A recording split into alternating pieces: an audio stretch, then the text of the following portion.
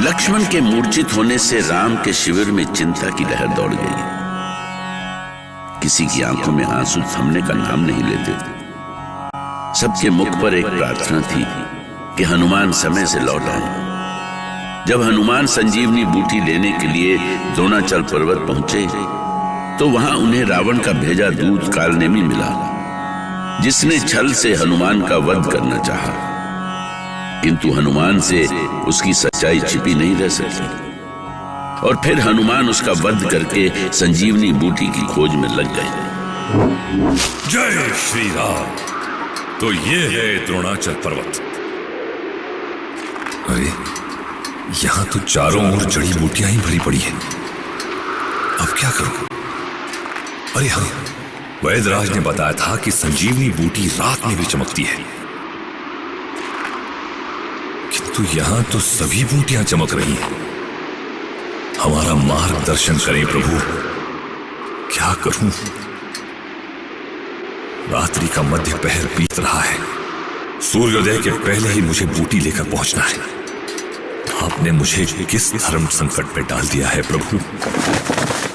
इतनी रात्रि में कौन इस द्रोणांचल पर विचरण कर रहा है? किसकी अनुमति से ये यहाँ आया है? ये बहुत देर से कुछ ढूंढ रहा है गंधर्वराज। ये भगवान शिव का क्षेत्र है, बिना अनुमति के यहाँ कोई नहीं आ सकता। रोको उसे। महाराज लंकेश की जय हो। सूचना क्या है महामंत्री प्रहस्त? शुभ नहीं है महाराज। शुभ और अशुभ का निर्धारण तुम नहीं कर सकते प्रहस्त। काल जिसका बंदी है उसका कभी अशुभ नहीं हो सकता। महाराज, द्रोणाचल पर्वत पर हमारा दूत कालनेमी मारा गया। किसने मारा कालनेमी को? उसी हनुमान ने जो लक्ष्मण के लिए औषधि लेने द्रोणाचल पर्वत पे पहुंचा है। इतना सब कुछ करने के बाद भी वो वानर अभी तक जीवित है। हमारी पूरी सेना कायरों की तरह उसका खेल देख रही है। एक वानर की लीला देख रहे हो तुम लोग। द्रोणाचल पर्वत भगवान शिव का क्षेत्र है महाराज। जब तक महादेव नहीं चाहेंगे तब तक हम उसका वध कैसे कर सकते हैं लंकेश? ठीक है, हट जाओ मेरे सामने से, जाओ। तुम लोगों के पास अनर्गल प्रलाप और तर्कों के अलावा कुछ नहीं है।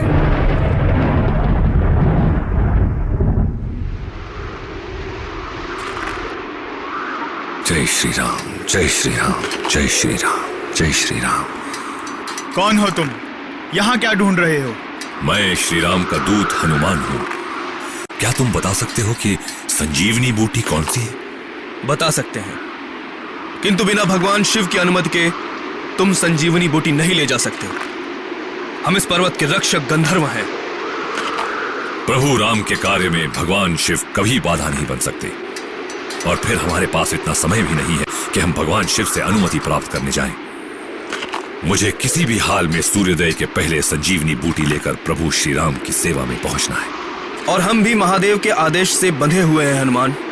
जाओ, पहले महादेव की अनुमति प्राप्त करो। हमारे कार्य में बाधा मत बनो, अन्यथा अनर्थ होगा। जय श्री राम। अब आप शांत नहीं बैठ सकते महादेव। जो हमारे वश में है वो हम करेंगे, और जो आपके वश में है आप करेंगे। भोलेनाथ बनकर हमें भ्रमित ना करें महादेव। आपका सत्य लंकेश से अधिक कोई नहीं जान सकता, कोई नहीं जान सकता महादेव। आप सर्वज्ञ हैं, अंतर्यामी हैं। आप जानते हैं कि आपका भक्त लंकेश रावण आपके अधिकार क्षेत्र में प्रवेश कर उस दुष्ट वानर का वध नहीं कर सकता।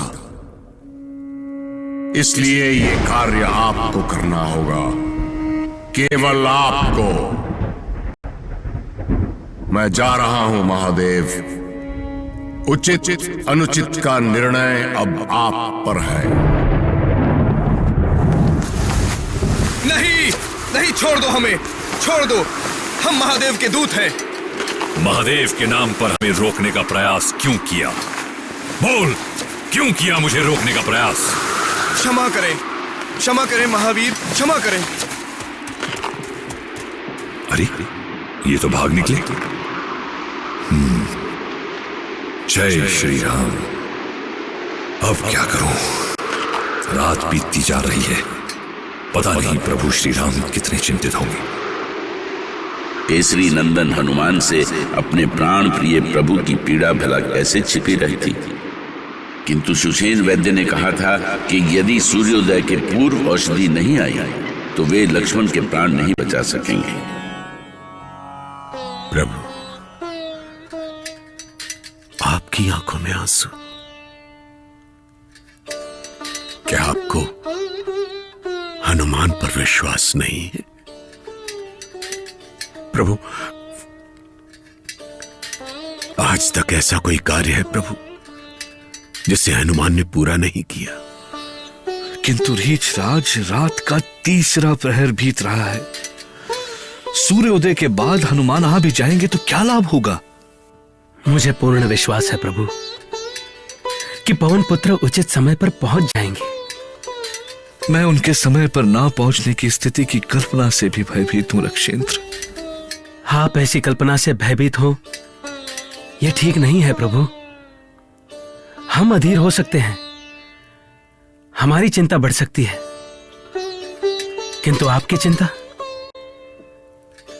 चिंता हमारी पूरी सेना का मनोबल तोड़ देगी प्रभु। मैं वैद्य हूं श्री राम।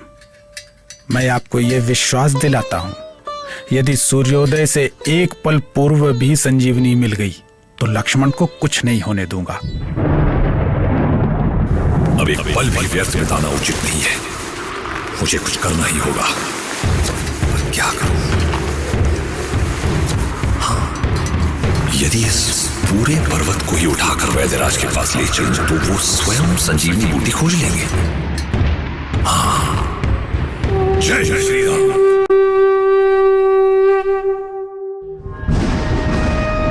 सूर्यदेव, सूर्यदेव, सामने आइए। सूर्यदेव, सामने आइए। लंकेश, आप? हाँ, अति आवश्यक कार्य से आया हूं। परंतु मैं आपका कौन सा कार्य कर सकता हूं? जो आप कर सकते हैं वही कार्य करना है। मैं आपकी सीमा जानता हूं, इसलिए कोई ऐसा कार्यभार नहीं दे सकता जो आप पूरा नहीं कर सकते। क्या करना है लंकेश? आज समय से पूर्व आपको उदय होना है। नहीं लंकेश, कदापि नहीं। मेरे आदेश का पालन नहीं करने का परिणाम आप जानते हैं सूर्यदेव। आप मुझे बंदी बना सकते हैं, मुझसे युद्ध कर सकते हैं, मुझे परास्त कर सकते हैं। इससे अधिक और क्या कर सकते हैं आप? हम यहाँ प्रलाप करने नहीं आए हैं सूर्यदेव। यदि आप हमारा कहना नहीं मानेंगे तो अनर्थ होगा, घोर अनर्थ होगा। चाहे जो भी हो लंकेश, हम सृष्टि के नियमों को नहीं बदल सकते। सृष्टि के नियमों में परिवर्तन से बड़ा अनर्थ और क्या हो सकता है? सूर्यदेव का उत्तर सुनकर रावण का क्रोध अपनी सीमा लांघने को उछाल मार रहा था। उसने पहले ही समस्त ग्रहों पर अपना अधिकार जमा दिया था। साक्षात मृत्यु को भी परास्त किया था उसने। क्रोध में उसने सूर्यदेव को भी बंदी बना दिया और समय के पहले ही उन्हें उदय होने के लिए विवश कर दिया।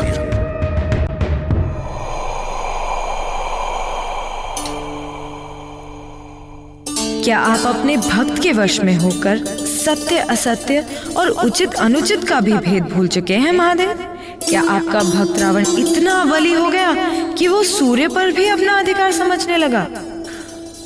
हम सत्य और न्याय के मार्ग पर हैं देवी। रावण ने हमसे रामदूत को रोकने का निवेदन किया था, किंतु वो ये भूल गया था कि उसके स्वार्थ की पूर्ति के लिए हम श्री राम दूत को नहीं रोक सकते। मैं जानती हूँ रामदूत हनुमान पूरे पर्वत को ही लेकर निकल पड़े हैं। आपके गंधर्वों ने भी उन्हें अज्ञानतावश रोकने की कोशिश की थी, किंतु वो सफल नहीं हुए। किंतु रामदूत हनुमान सफल हुए और उनकी सफलता से रावण विचलित हुआ। इसलिए उसने सूर्य को भय दिखाकर उन्हें उदय होने के लिए विवश किया। तो क्या श्री राम का कार्य पूर्ण नहीं होगा स्वामी? चिंता ना करो देवी, रावण कभी भी प्रकृति के चक्र को उल्टा नहीं कर सकता। सूर्य को उसकी आज्ञा मानने से इनकार कर देना चाहिए। देवी पार्वती, इस कार्य को अब हनुमान ही पूरा करेंगे, इसलिए राम का कार्य कभी बाधित नहीं होगा। रावण ने भगवान शिव से अनुचित लाभ लेना चाहा, किंतु समदर्शी भगवान शिव ने उसकी कोई सहायता नहीं की। इधर जहां राम सहित सारे सैनिक हनुमान की प्रतीक्षा कर रहे थे, वहीं दूसरी ओर हनुमान संजीवनी बूटी वाले पर्वत को लेकर पूरी गति से उड़ते हुए आगे बढ़ रहे थे।